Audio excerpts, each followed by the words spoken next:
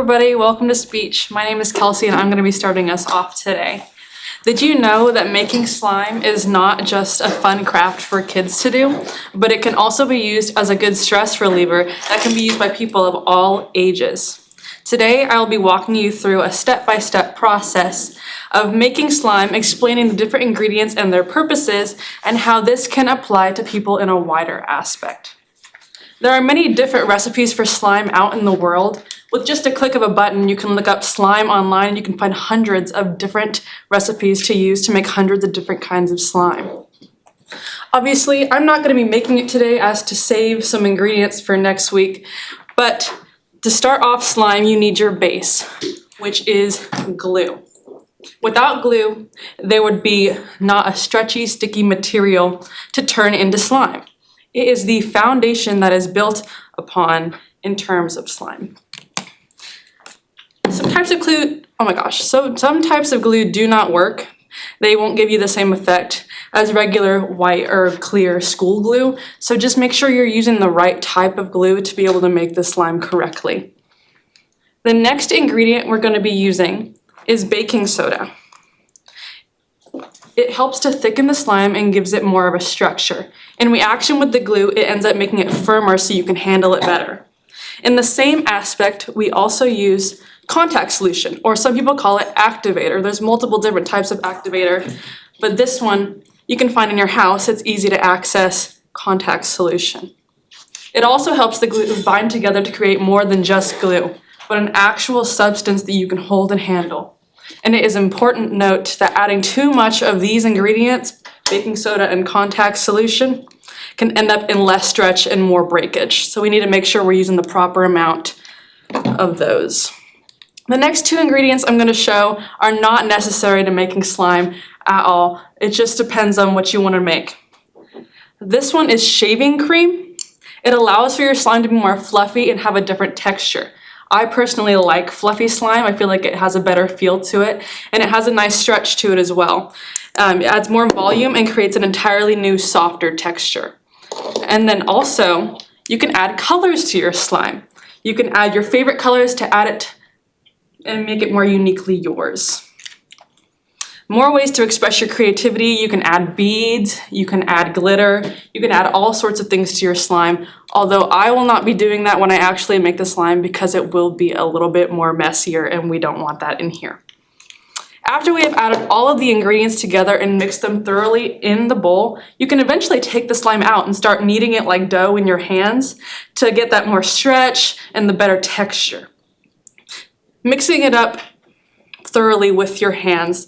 Sometimes people will put the slime from the bowl straight to the floor or onto a table, which can be messy, which we're not going to be doing that, but it gives you more room to mess with it and help it to stretch out a little bit more. The broader application of making slime, besides the fact that it's just a fun thing to do, is that it offers a break from stress of the world around us and gives us a chance to use our creativity, and it gives your brain the break it needs. Slime is not the only way to do this. Many other activities like coloring, crocheting, painting, doing puzzles, and many more things offer the same stress-relieving effects as well. These creative activities are much more effective than taking breaks on your phone.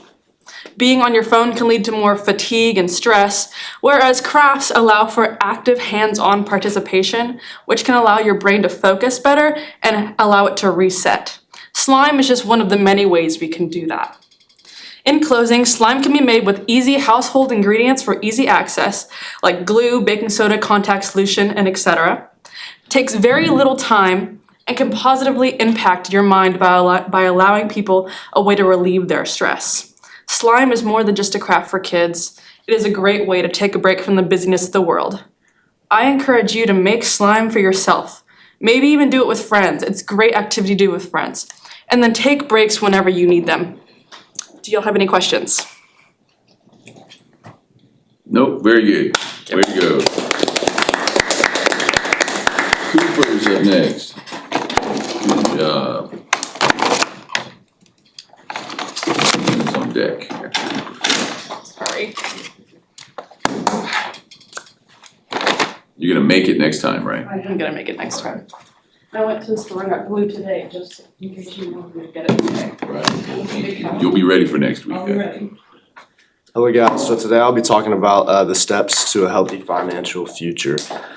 So a rule that I was taught early on that was very important is called the 25 rule. So it's where you put 25% in different categories. There's going to be 4 of them. The first one is in savings. So you set 25% in your savings and that'll build over time. There's emergency funds. So like if you have something like there's a bill that needs to be paid or like a tire, life gets in the way, there's always something that you can set aside for that. 25% investments, so things that'll appreciate over time. You could do stocks, you could flip things, and then 25% daily spending, which we all love, and that's all of our favorite category. What are good investments? A good investment is something that'll appreciate over time and value. An easy thing to do is Facebook Marketplace. There's things all over. Facebook Marketplace is a great app to make money on. There's little things like couches and antiques that you can buy and you can flip them up. It'll take maybe an hour and you can make up to double that price on those. So that's a great way to make money. There's stocks that you could also invest in. Sometimes they're not profitable. It's more of like a long run thing that you have to trust and put in money and watch every single day. But it's very unlikely that that is going to pay out. I know that I'm not saying this, but maybe not a lot of people in here make like a super big amount of money. And stocks is something that you're going to have to put in a lot of money and a lot of time to make money. An important thing that I was taught also is tracking finances. It's very important to know where your money is going every day in your check, like subscriptions. I know that most of us have like Apple Music and Spotify, and it's super nice to be able to add those up and say that you get paid $1,000 a week. You know that maybe your subscriptions are going to add up to $50, and it's something that you can kind of save aside, and then subtract that from the main goal, and then do the 25% rule from there, and you can kind of see what those subscriptions are going to be at the end of the month. And then a big thing that a lot of young people don't know because they don't teach in high school for some reason is ROI, which is return on investment. So that's basically what you put in versus what you get out. If you make $1,000 a check and use your 25% rule, that would give you $250 to weekly investments. A great ROI would be to double that, and that'll set you up for success in the future. And so today I've went over the 25 rule, which is very important. ROI is very healthy to set up a financial future. It is very important to learn these steps as through each check the bank will appreciate. In a couple of months after our 25% spending rule, we'll have a lot of money to do the things that we love. I hope these steps could kind of give you guys a background and a foundation to your financial future. But thank you guys. Are there any questions?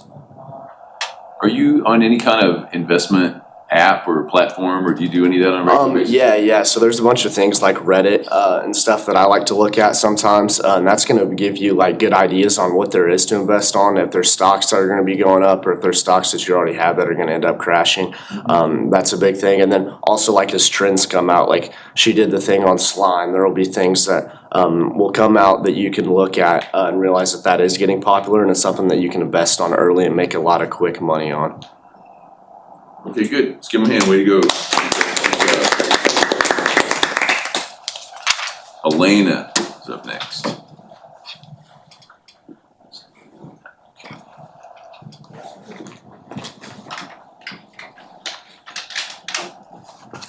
Did you know that one silkworm can spin a thread almost a mile long, but it takes thousands of silkworms just to make one scarf? Today, I want to take you on a journey through the process of making silk. This is not only a fascinating craft, but also a tradition that has been a part of Vietnamese culture for thousands of years. In fact, my own family raised silkworms, so I grew up seeing this process with my own eyes. I will explain the main steps: raising silkworms, harvesting cocoons, spinning silk threads, weaving the fabric, and finally, I will show how silk lives on in Vietnamese tradition through the áo dài, our national dress. Is anyone afraid of worms? Afraid of worms? So I will show the picture of silkworms. Use the silkworms?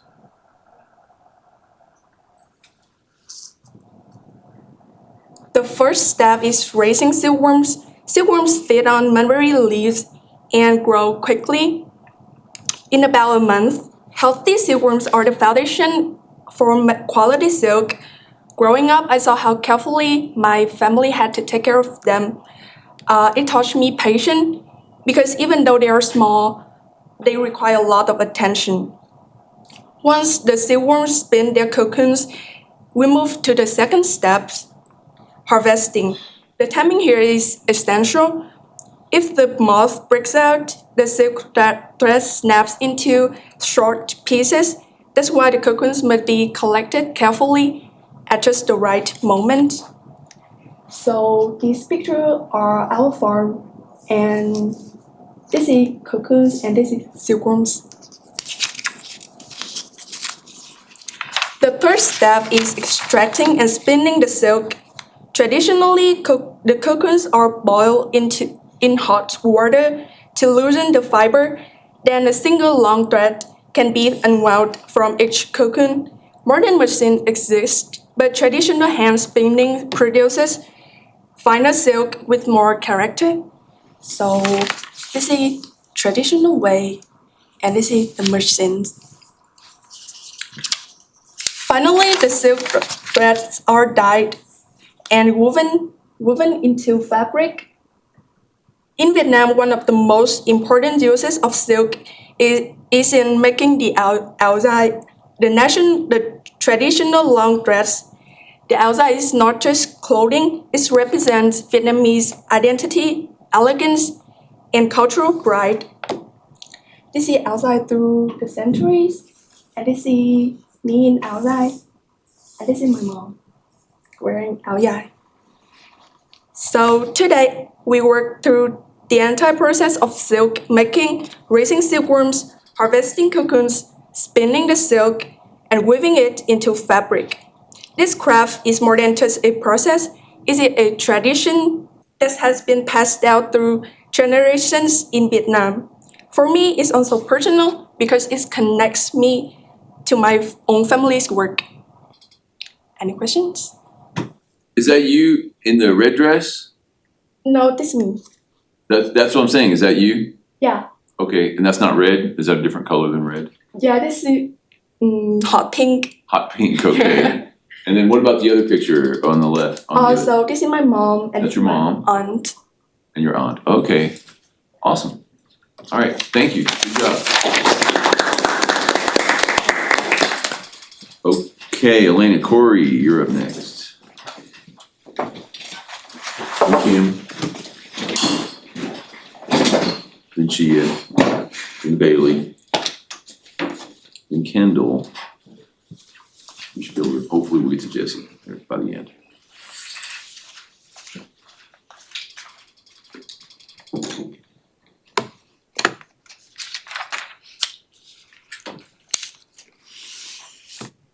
Ready? Take off. Okay. Dreams are illustrations from the book Your Soul is Writing About You. Today, I'm going to be sharing with you all the process on how dreams occur and how those dreams are determined. Now, I'm sure everyone knows what dreams are, but to give you all a deeper insight on it, dreams are essentially images and stories that our minds create when we fall asleep. And they can be anything to vivid, strange, crazy, confusing, joyful, or just anything that they want to be. But have you ever wondered how we enter into our dreams in the first place, or why we even dream the things that we do, or how they are determined? Well, dreams specifically happen in a specific stage of the sleep cycle known as REM, which stands for rapid eye movement. But before getting into any of that, I'm going to show you all a visual that helps show the process of what you will go through when you fall asleep before you enter your dreams.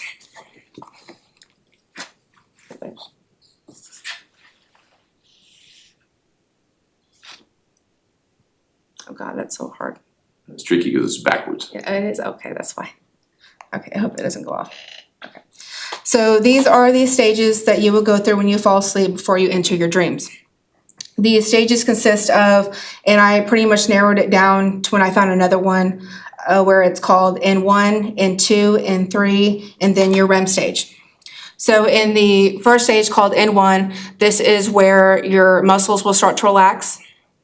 your breathing and your heartbeats will become slow. And in this stage, you will have slow rolling eye movements at this time. And this will usually happen for about 10 minutes. And then you will get into the second stage called N2. In this stage, your body temperature will begin to drop, and you will also continue to have slow heartbeats and breathing. But at this point, your eyes have stopped moving. And this stage will usually last between 10 to 20 minutes. I also found another graph that had showed that it could last for about 30 minutes. And then you will enter into the third stage, and this is considered your deep sleep stage. And in this stage, it would be very hard for someone to wake you up if attempted. But overall, everything prior that has happened, like your muscles relaxing down, your slow heartbeats and breathing, are still intact at this time.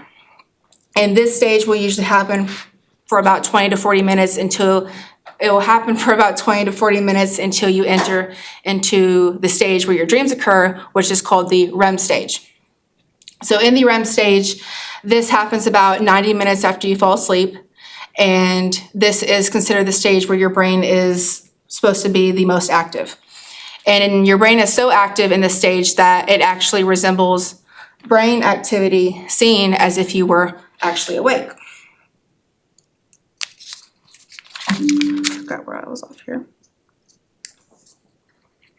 So even in moments like these when your brain is so active, is so active, your body is actually temporarily paralyzed to prevent you from physically acting out on your dreams.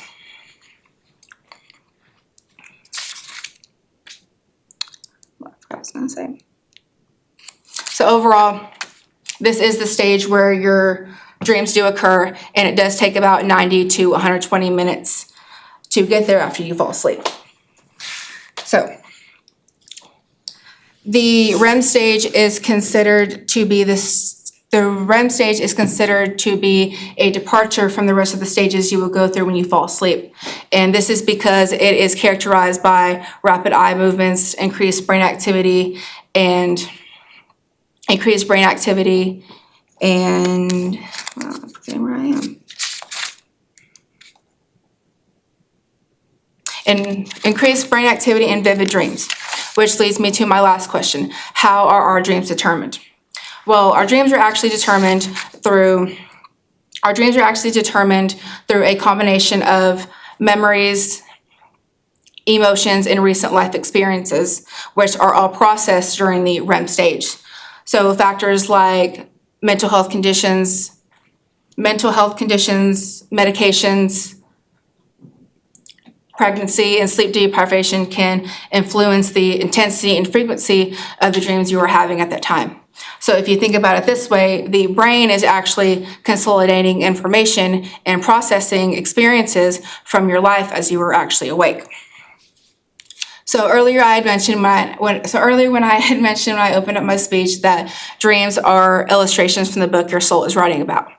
And I chose to say that specifically because dreams aren't just random images and stories that our minds create from time to time, but it can be a way that our subconscious mind is trying to use dreams to create these vivid illustrations that help us symbolize our thoughts, emotions, and desires. So today I did bring this is a newer journal that I started, and I actually did write my speech in it. So I will go back here. So this is what it looks like. Well, part of it looks like. I'll open this book. You may have to read it. If you can't read it, that's this way. Okay. So it doesn't naturally look like this when I wake up. I actually brought a piece that looks like this when I do wake up, and this is more of like a raw, this is the first page, by the way. And this is what it looks like, but it doesn't just naturally look like that when I wake up. But each of these pages are all different. This one really consisted of, I highlighted different things because there was words in this particular dream that I didn't know, or I felt like something was a message, or I felt was something I knew before. So that is what this one really consisted of. And I'll just kind of like briefly show what this looks like. And this one is just a picture, if I'm being honest, and this says like 7 miles east. I don't know what that means, but I just know that's a door. But in this one, I know talked about I was in the year 1902, and I still don't know what that means. And then this one, and it is, when I wake up, I don't always remember everything that I dream. So that is actually why that says that. So overall, I hope with me explaining and showing the process on how dreams occur and what tracking them looks like helps you all gain an understanding on why something like this can be very weird and personal. But it can also, just knowing the impact and the process of dreams can help lead to a lot of self-awareness, personal growth, and emotional healing. Any questions? Where'd the opening quote come from? I found it, but I don't remember who it was by. So when we use opening quote, if we didn't write it, then we want to give it some credit. Okay. That's all I would say on that. Okay, let's hear it. Yay, good job. Man.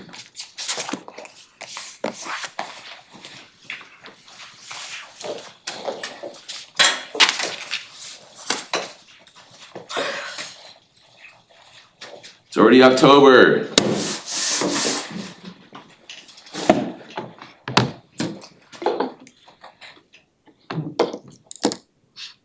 Okay. So have you ever wanted to change your look? For example, dye your hair? But even a simple all-over color at a salon can be costly. So today I'm going to show you how to do an all-over hair colors at home.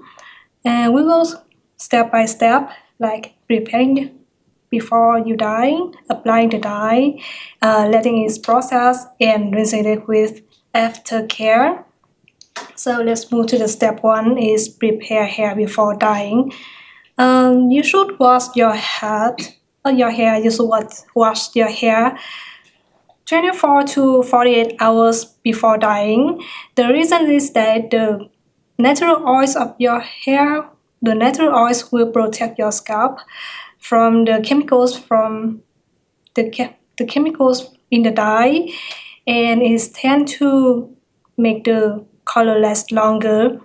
And if you wash right before you dyeing, your scalp is more sensitive and it can get irritated.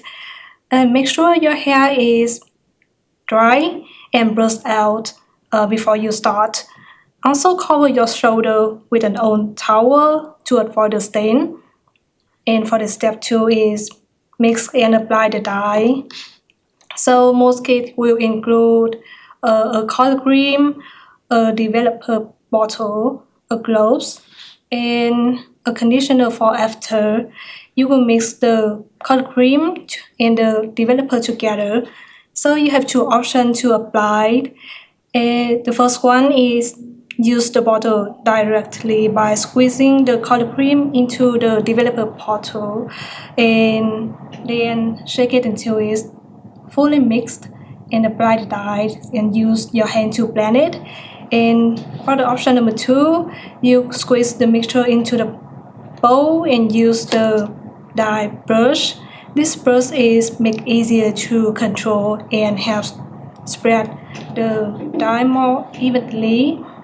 So I usually use this brush for coloring my hair, and I will show you how to use this.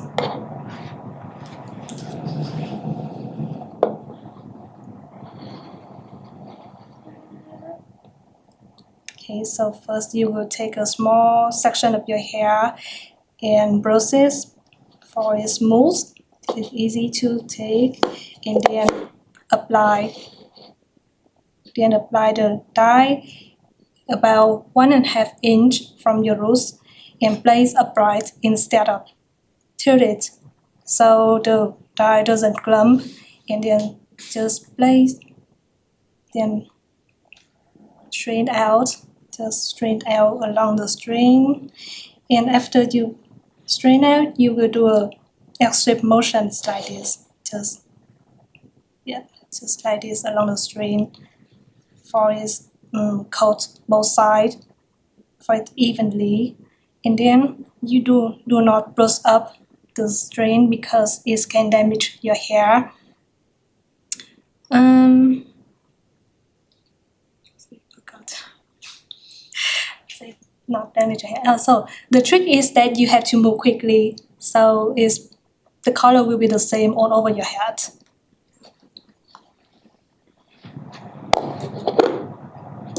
So let's do the step number 3 is waiting. And now the dye is applied, you have to leave it for the recommended time is normal about 25 to 40 minutes. Also check the box for the exact instructions. So if you rinse too early, the color will stick, but if you waited too long, it can dry out and damage your hair. And you can check, near the end, you can check if it's the color you want by wiping a small strand of hair with a tissue to make sure that it's the color you want. And then you can rinse it. Then that's the step 4.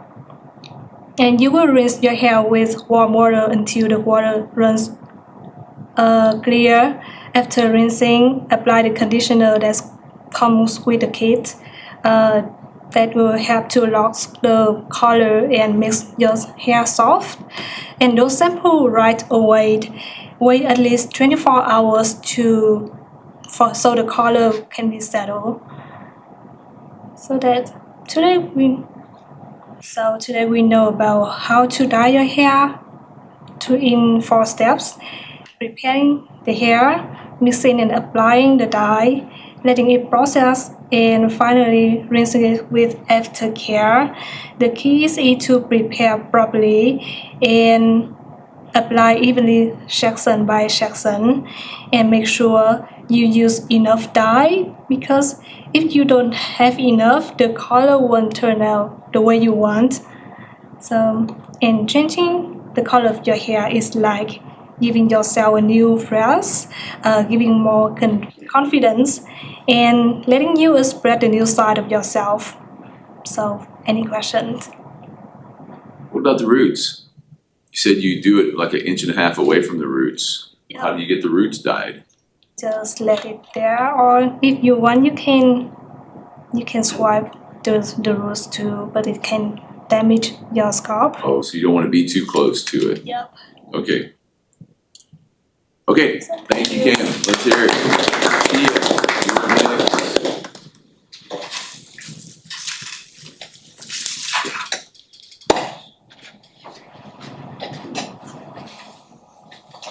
You're in pretty good shape, I think.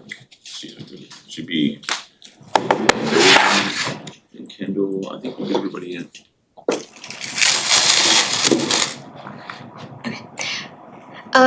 Do you guys know what Hmong New Year is? What is? Hmong New Year? Oh, Hmong New Year. Yeah. No, I didn't expect you guys to know. So imagine you guys are walking into Hmong New Year and you're just wearing normal clothes, like just clothes that we wear every day, and you see everyone just wearing like really colorful clothes. Silver coins are like jingling everywhere, like literally this. All you hear is this, and you're like, man, I want to wear those too. There's a lot of stores and at the Hmong New Year where you can like buy it and stuff. So the base clothing is usually a white color, which you wear under this. I only brought like a few because if I brought the whole thing, it would have to be a storage box because that's where they're kept. But after the white collar, you will have to wear this, which has this in the back. This is not my size. I just grabbed the first thing I saw, and this is mostly for older women, and this is for women. So the men's outfits are a lot more different, but for women it's a lot more layers and a lot more like stuff. So they also have like these designs on them, kind of like this. It shows like art. It depends on the clan, so I don't really know how to explain that. But these are like hand stitched and everything. Kind of, here's a better one. Yeah. Okay. So it starts off with that, And then after that, it goes on to the skirt. The skirt usually is white, or it could be like different colors. And then it goes on to next is this, which is for like right here, which is obviously way too long. It's always gonna have to be like around there. Yeah, around. See, this is way too long for me, but usually I will have mine like right here, and then the skirts will be like around here. Some skirts are so much longer, but if these are way too long, you could always tuck them behind. And then usually you just pin these. Some of them have something to attach it with, but these will usually need safety pins. And then after that, once you're done with all that, it'll have like a belt on it. I will show you guys a picture.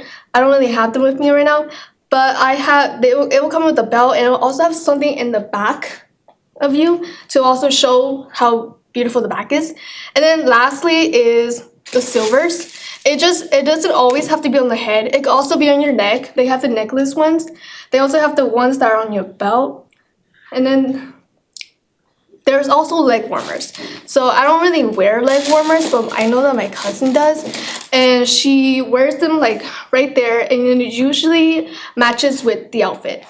And then lastly is the hat. This is called, well, how our generation call it, because we don't know what these are called. We just call them donut heads because they look like a donut. But we do have we have a ton of different hats. I just mostly like donut hats because they look better on me and my hair could be down. So, and I have some pictures of what they can turn out to look like. Here's me with the hat, and there's my sister with a different hat.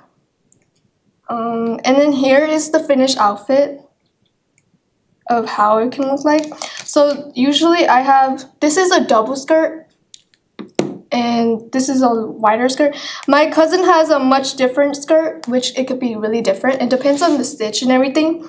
And the white color is what my cousin is wearing right there. And these are like the silvers that everything that we're all wearing. As you can see, a lot of silver, so you just be hearing like coins jingling the entire time. The necklace, the silver necklace is what we wear on there. For men, it's just basic. It's just a long silver that's just right here. It also can go like opposite sides. I don't really know what the men do. Theirs is really basic in my opinion. So then next one, here's one of my sister. We call this the rhino head because it looks like it has a horn on there. And I don't really like that one. I try not to wear that one. But that's my sister, and she's wearing this is the other coin stuff, that the belt that we have on. I wear a lot of coins on me because I like for everyone to know that I'm coming. So so yeah, and that's how we wear our Hmong clothes. And when you go to Hmong New Year, you're gonna see everyone wearing something silver because it's like part of the culture. And so yeah, any questions? Not really, but I am interested in the patterns that represent different families or clans, depending on how the design is. That's how you know somebody belongs to part of that family, right? Mm-hmm. Okay, good, that's interesting. You have some of that same stuff in the native world, powwow outfits and non-powwow outfits or traditional clothing, that you'll see specific patterns that represent different families. So I think that's a really interesting connection. All right, let's give her a hand. Way to go, Chief. Okay, Bailey, you're next. Let's see, where are we down? We have 15 minutes left, so let's keep them down to the 4 and 5 minute range. Everybody will get in there. Jesse will try and we should be able to close out with you. Even if we run out of time, we can go ahead and let you finish your speech though, even if the broadcast is over. Okay. Okay, take off. Have you ever listened to a song and thought, I wish I could play that? Hello, my name is Bailey. I've been playing guitar for a few years now. I still remember what it felt like to be a complete beginner. My very first guitar wasn't even mine. It was my dad's. It was older and a lot bigger. I remember having to wrap my arms around it and struggling to be able to reach the chords or reach the strings comfortably. But that guitar was my starting point. And it taught me something important. Learning guitar is about taking things one step at a time.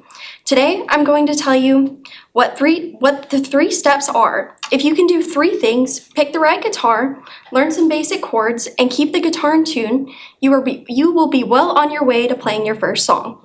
So, the first step is choosing a guitar that fits you. There are multiple kinds of guitars. So the classical guitar has nylon strings, which is a form of plastic. They produce a more mellow and softer sound. The next kind of guitar is an acoustic guitar, which is what this one is. They have steel strings. They're a little bit harder to press on. They're rougher on your fingertips, but they produce a brighter sound. And then the next guitar is an electric guitar. They're a little easier to press down on, but they require, they let you shape your sound with an amp and pedals, but they need extra gear. Then there's the size. A smaller guitar body makes strumming and reaching chords easier, especially if you're younger or have smaller arms. I learned that the hard way. My dad's big guitar made it almost impossible for me to strum comfortably. When I finally got my own smaller guitar, the difference was insane. So, when you're picking a guitar, think about comfort first. If it feels good in your hands, you're more than likely to play it more. The second step is learning chords. A chord is a group of notes played together. There are easy ones like E minor, which only require 2 fingers, and there are harder ones like F, which require a bar. A bar is whenever you place your finger down across multiple strings. The biggest challenge isn't learning a chord, it's switching between them smoothly. When I first tried to move from a G chord to a C chord, it was really complicated. But after practicing slowly over and over, I finally started to get it. One of the most useful tools you can use while playing guitar is a capo.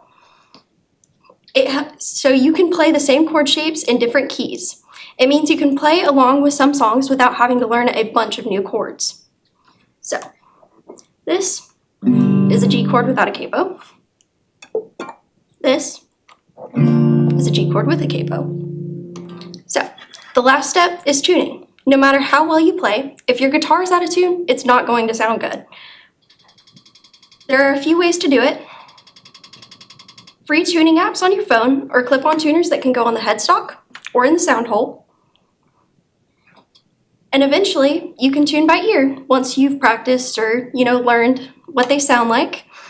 So, the standard tuning for guitar, from the lowest string to the highest, is E, A, D, G, B, and E.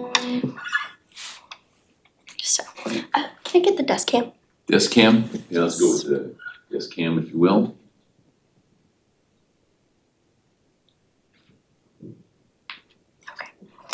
There you go. So this is the tuner that I use. Whatever you play, it'll just kind of, tell you. We'll see. Oh, my guitar's out of tune. Anyway, but the last, okay, so when you're starting out tuning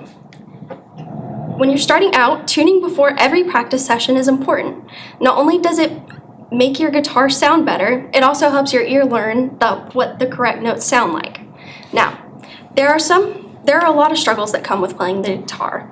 You might be thinking, the guitar sounds too hard, or what about when my fingertips start to hurt? Or what if I can't switch chords fast enough? And the truth is, that's normal. Everyone's fingers start to hurt. Everyone struggles to switch chords at first, and yes, your fingertips will hurt until those calluses build up. But all of the challenges mean you're on the right track.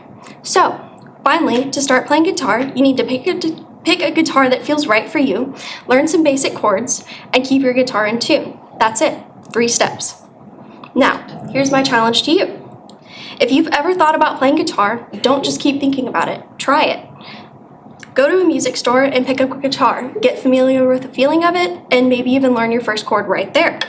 The point is, you don't have to wait until you're ready or good enough. Every guitarist starts at the beginning. And every buzzing note, every sore fingertip, and every slow chord change is progress. So, if you've ever dreamed of playing a song on the guitar, I encourage you to start the process, because the sooner you begin, the sooner you'll reach that incredible moment where you strum a song you love. Any questions? No, that was really good. Just I could ask a bunch of questions, but I don't want to because I want to get Kendall up there and see if we can get through. That was good though.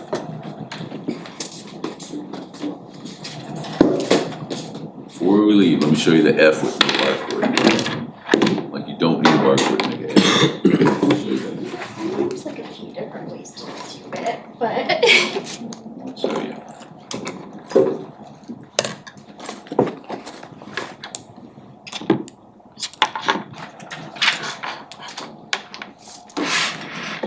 Today I want to share something creative with y'all. Many people think crocheting is just making scarves or blankets, but it's a skill that combines art, talent, culture, and sustainability. Today I'll be showing you the basic tools and then how you need to hold your crochet hook and then how to begin your first projects. Every single project starts off with the basic slip knot, chain stitch, and then whatever stitch you want to use. I'll be showing the single crochet and double crochet if I have time. But the only things that you need to get started with crocheting is scissors, or I've used keys or my teeth to cut off yarn before, crochet hook, and any type of yarn. This yarn that I got was only $2 at Walmart, but you can also thrift yarn and a hook for super duper cheap. There's a bunch of different sizes that you can get with the hooks. This one is a 6.5 millimeters.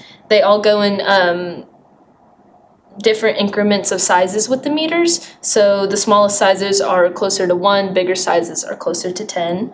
And then yarns have different sizes as well. This one is a medium weight, which I would normally use a smaller hook for it, but crocheting is very free. You can do whatever you really want to with it. You can use any hook size, any type of yarn. But to get started, I'll show you how to hold the hook first. There's many different ways you can hold it. It's all about whatever is comfortable for you. I like to hold it. This is called the knife hold, kind of like, There is the pencil hold. And then some people I don't know what this is called, but a lot of people like to hold it like this too. I find it more comfortable to hold it the knife way. And then to hold your yarn, the main goal is that you have some sort of tension while you are crocheting, because if you don't, then it will kind of be way too loose for you to make any stitches with it. I like to just weave it between my fingers, and then I kind of have my pointer finger up to pull it with, because you'll grab the bottom of your project so it doesn't flail around. You can also take it and wrap it around your pinky if that's more comfortable. The whole goal is just to make sure that there's tense. There's also tension rings that you can get in case you don't want to mess with holding it or anything. But first I'll show you how to do a slip stitch, which is the beginning of almost every single crochet project. So first, you just start out holding it. I like to take it, twist it around my finger, and then you just pull that piece of yarn through. And then you can make these however big or small that you want, but this will start most of any projects. Next is going to be your foundation chains, which most of the time you use those in any sort of project, and it will be at the bottom. Crocheting will either start from the bottom up, or it will start from the beginning center outwards. And so first, I will be yarning over, and you pull through that loop. Crocheting is just a bunch of loops and knots. You yarn over, pull through. I just realized this part is white, so you can't really see it. Okay. I have color changing yarn. So you start off with your slip knot. You yarn over, pull through one, yarn over, pull through one. A bunch of crocheting after you learn the basics is just a lot of repetition, which is what makes it so calming to do, because at a certain point you won't have to think about it. It's just beginning it and getting to know what to do. So yarn over and you just pull through that chain. So next, to start the single crochet, we will be working from right to left. If you are left-handed, everything is just opposite. You'll be working left to right. But now we have all of these holes that are made, and we will be going into the second stitch that we made, and you will just be inserting the hook into that hole. You yarn over again, you pull up, so then you have 2 chains on your hook, then you yarn over and pull through 2. And that is just a single crochet. And then you go into your next loop, insert the hook, yarn over, you pull through that loop, so then you have 2 on your hook again, yarn over, and you pull through 2. You just keep on doing this down the chain for your desired length.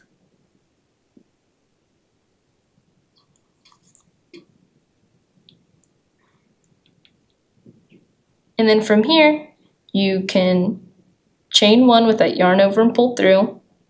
You turn the project, and then that same single crochet stitch that we made, you're going to insert the hook, yarn over, pull through, so then you have 2, and pull through again. And you can keep on making them and going up. I brought a couple of swatches of what it looks like. Normally the holes won't be this big in a project, but since I'm using such a big hook with the small yarn, they kind of have holes in them. But you can keep on working them up to either make scarves, blankets, coasters, or you can also make other stitches like a double crochet. So to start a double crochet, it's the same thing with the foundation chain and base that we made. I'm just going to be working off this piece so we don't have to sit and wait for that. So you yarn over, pull through 1, then you yarn over, and then you're going into this first stitch again.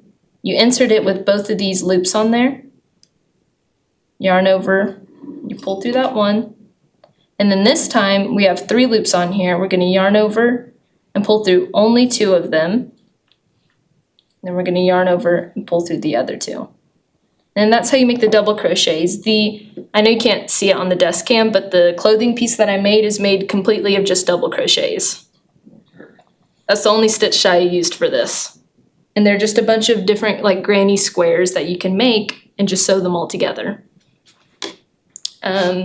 But that is just the basic things that you need to start doing crochet. There is no restrictions on what you can make. You can make anything that you want. You can make stuffed animals, which are called amigurumi. You can make clothing items. And with clothing items, they are good for not only clarity of mind to be able to do something, but they are sustainable. You can make your own clothing and everything.